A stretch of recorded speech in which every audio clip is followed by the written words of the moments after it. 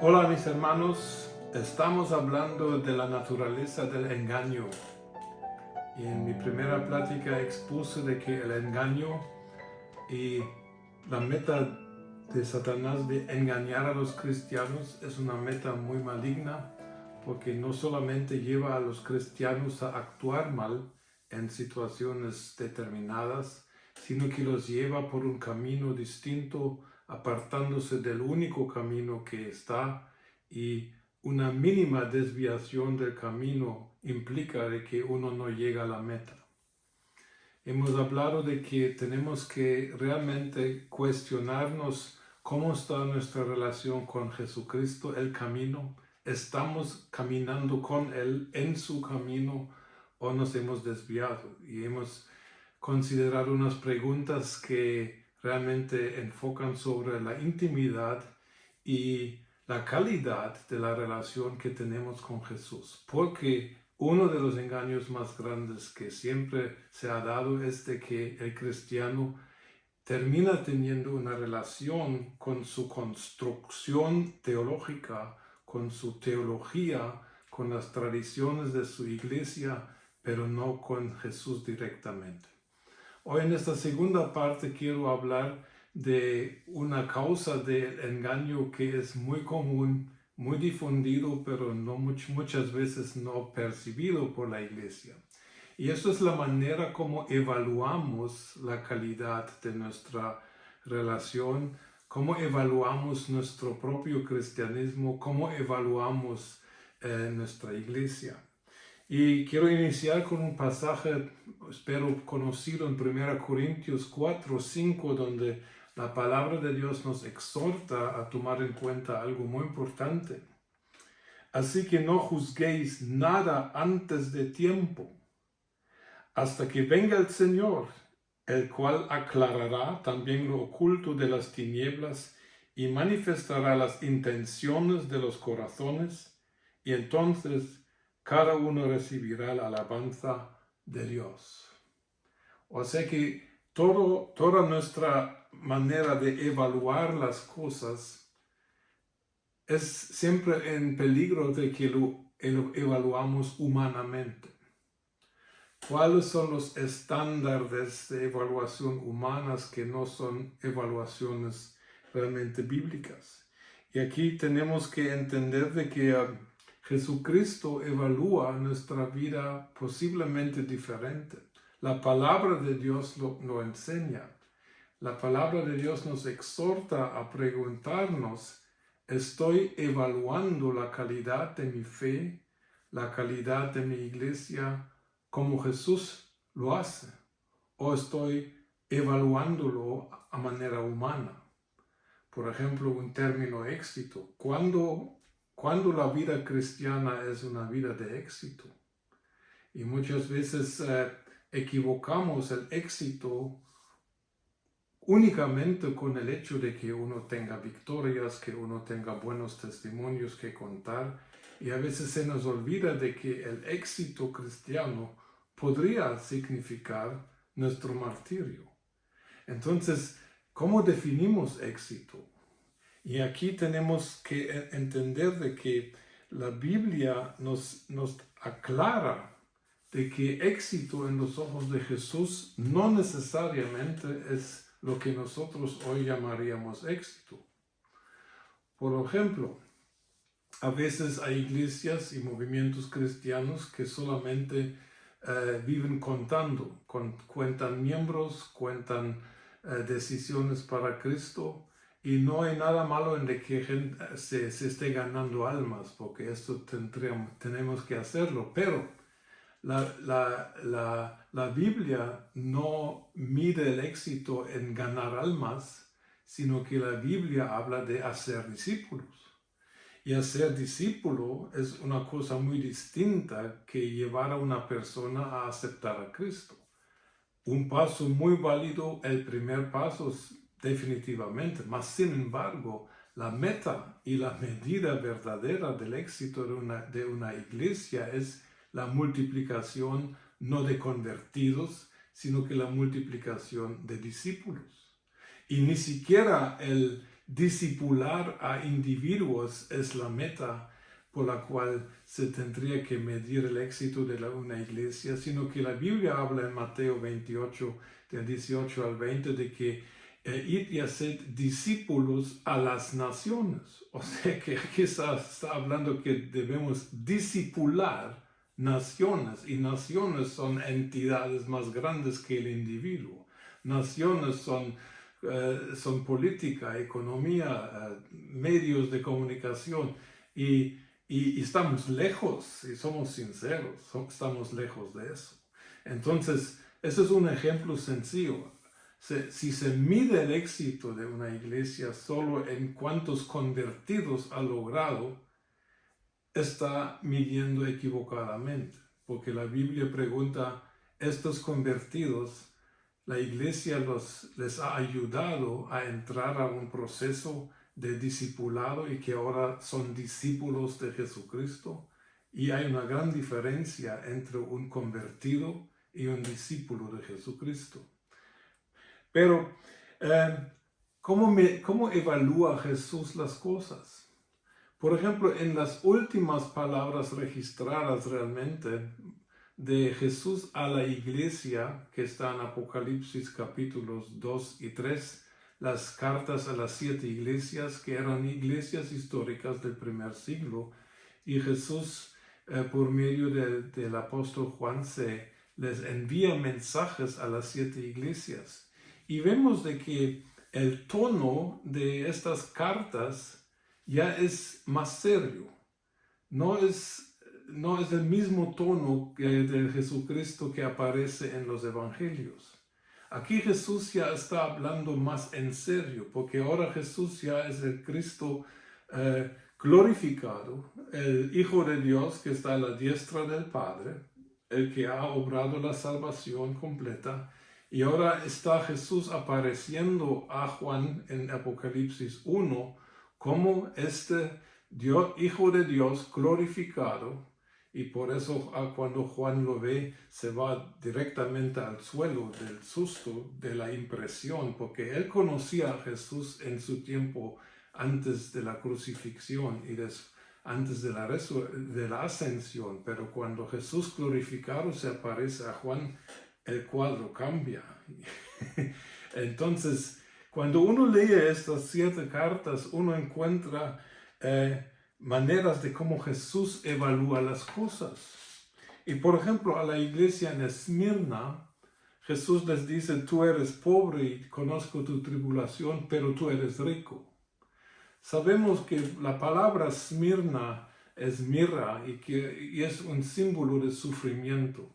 La iglesia de Esmirna, obviamente, Esmirna era una iglesia perseguida, una iglesia materialmente pobre, una iglesia donde Jesús ni siquiera menciona las obras que hayan hecho, porque tal vez ni habían, mas sin embargo Jesús no regaña a la iglesia de Esmirna, sino nada más le pide que sigan fieles hasta la muerte. Entonces Jesús ve riqueza donde el ojo humano solo vio pobreza. Entonces aquí hay una manera muy distinta. La iglesia de Esmirna era una iglesia que estaba a punto de perder la vida, perseguida, atribulada, no podían realizar grandes campañas evangelísticas, no podían hacer mayor cosa, solo existían, y con eso Jesús se conforma y les exhorta a ser fiel hasta la muerte. Y Jesús les dice, tú eres rico, a pesar de que no podían hacer mayor cosa. A la iglesia de Sardes, Jesús habla, también se nota que Jesús cambia su manera de evaluar a la nuestra, porque de Sardes se dice de que conozco tus obras, que tienes un nombre, que vives, pero eres muerto.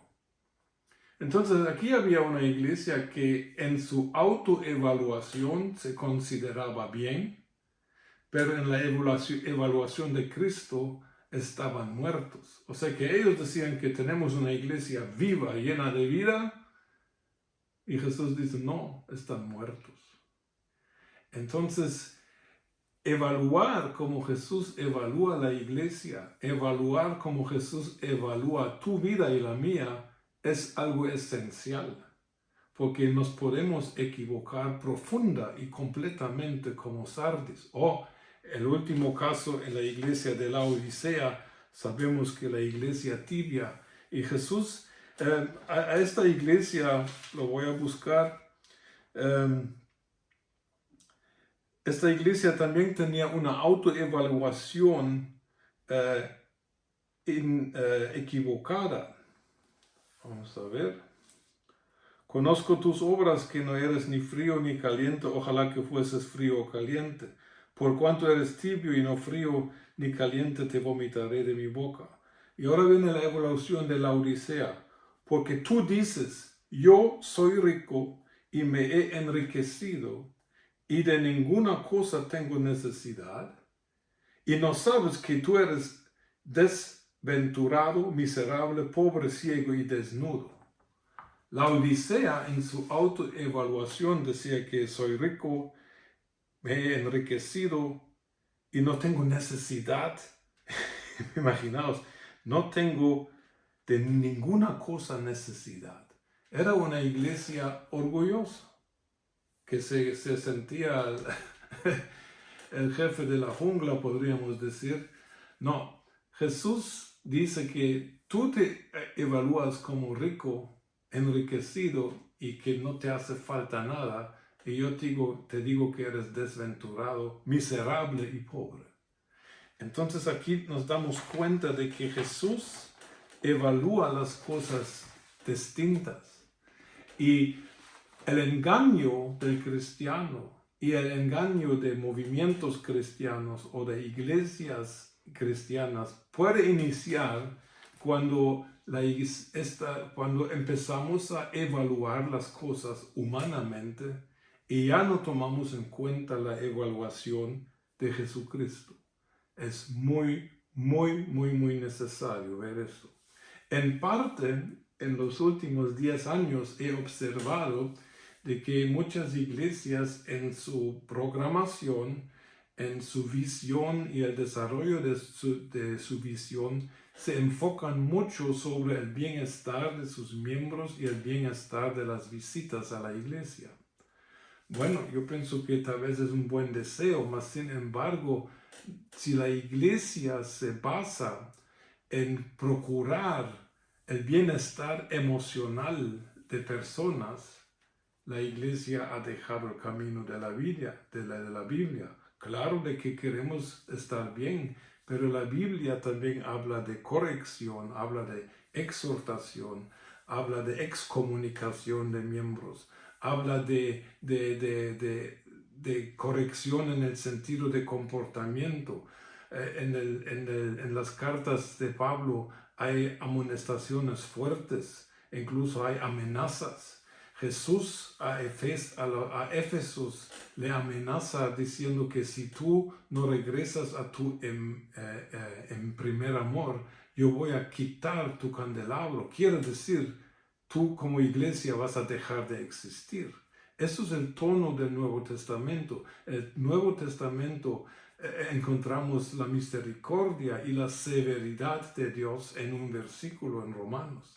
O sea que iglesias que solo se enfocan sobre la necesidad y la felicidad de miembros y visitas, en parte está caminando en un engaño, porque ya no preguntan qué es lo que Dios quiere para nuestra iglesia, qué es lo que Jesús, quien es la cabeza de la iglesia, qué es lo que Jesús quiere para nuestros servicios.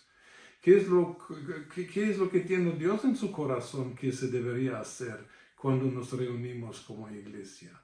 Pero si la pregunta solo es cómo lo podemos hacer más cómodo a los miembros y más cómodo a las visitas, yo no encuentro esta manera de acceder en el programa de la iglesia en el Nuevo Testamento.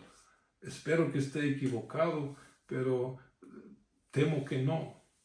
Así que aquí tenemos maneras sutiles donde la iglesia y el cristiano puede ser engañado. La Biblia dice que Si yo pongo prioridades en mi vida, si Jesús y su reino es la prioridad de mi vida, Dios se va a encargar de lo que necesito. Dios se va a encargar de que me sienta bien y que esté bien.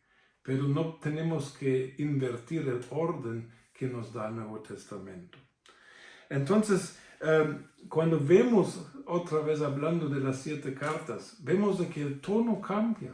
Aquí Jesús ya no aparece como uno que Dios te ama, Dios te quiere, Dios te perdona, Dios es por ti y nunca en contra de ti. No, este tono cambia. Aquí dice que Jesús, vosotros sois mis discípulos, habéis decidido seguirme. ¿Dónde están vuestras obras? ¿Con qué calidad tienen vuestras obras? Alguna iglesia recibe la crítica, tus obras no están perfectas todavía. O sea que aquí sube realmente, en cierta manera, la exigencia de Jesucristo hacia su iglesia. Y ya no es un club de solamente felices y contentos y emocionados por la bondad de Dios, sino que Jesús se dirige a ellos como su cuerpo, su futura esposa, la que va a reinar con él en la eternidad, y exige de que realmente vivan de acuerdo a la nueva identidad que han recibido y que tienen en Cristo Jesús. Entonces, tenemos que evaluar nuestros caminos de nuevo. Y el rey David en el Salmo 139 ya sabía de que uno se puede equivocar de camino. Y la oración de Salmo 139, versículos 23 y 24, es algo que deberíamos tomar en serio todos, hermanos. Dice, examíname, oh Dios, y conoce mi corazón. Pruébame y conoce mis pensamientos. Y ve si hay en mí camino de perversidad, y guíame por el camino eterno. Ese es el camino único que Dios tiene para nosotros. Pero habla del camino de perversidad, que es el engaño, que es la desviación del camino original que nos lleva tarde o temprano a una meta equivocada y nos hace fallar llegar a la meta que Dios ha realmente determinado para sus hijos. El camino de perversidad en el hebreo es el camino de los ídolos. Allá usa la palabra ídolo, y ídolo siempre es algo que supuestamente sustituye a Dios. Y los que hemos sustituido el camino verdadero por otro, estamos engañados. Los que hemos sustituido nuestra relación directa con Jesús con una relación a nuestra religión cristiana, estamos engañados. Y estamos realmente sirviendo un ídolo. Los que hemos sustituido vivir en la voluntad de Dios, que puede incluir también sufrimientos por solamente buscar mi bienestar emocional, espiritual, físico y material, estamos equivocados. Dios nos llama a realmente reevaluar nuestros caminos. Dios nos llama a decir, Señor, dime, háblame, Señor, tú revisa, examina mi corazón, porque estoy consciente de que yo me puedo equivocar. Y es peligroso equivocarse, porque el que determina ir por otro camino que no es el camino eterno, según este libro, uno camina equivocadamente, uno camina como un engañado. Que Dios nos dé gracia para reconocer en qué camino estamos, y que todos encontremos de nuevo, si lo hemos abandonado, el camino único y verdadero y eterno, que es Jesucristo, la persona. Que Dios os y les bendiga donde me estén viendo.